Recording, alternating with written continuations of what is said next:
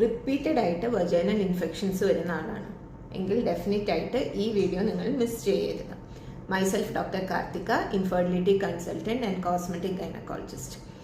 So infection വന്നു, നമ്മൾ മരുന്ന് വെച്ചു, മൾട്ടിപ്പിൾ ടൈംസ് ക്രീം അപ്ലൈ ചെയ്തു, വീണ്ടും സെയിം പ്രോബ്ലം. ആക്ച്വലി എല്ലാ ഇൻഫെക്ഷൻസും ഈ ജേംസ് മാത്രം ആവണമെന്നില്ല. നമ്മുടെ വജൈനലിലെ ഡ്രൈനെസ്, pH മാറുക, ഹോർമോൺ വ്യത്യാസങ്ങൾ കാരണം, അല്ലെങ്കിൽ ലൂസ് ടിഷ്യൂസ്, ഇൻക്രീസ് സ്വെറ്റിംഗ്, ഇതൊക്കെ റിക്കറൻറ്റ് ഇൻഫെക്ഷൻസിന് കാരണമാകാം.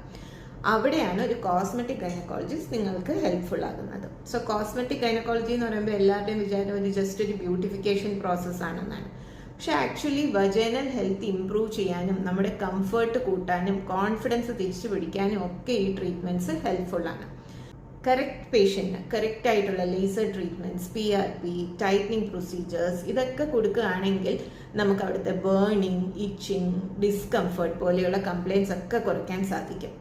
സോ ഈ വജൈനൽ ഇൻഫെക്ഷൻസ് നോർമൽ ആണെന്ന് കരുതി സഫർ ചെയ്യാതിരിക്കുക. കാരണം your intimate health matters to.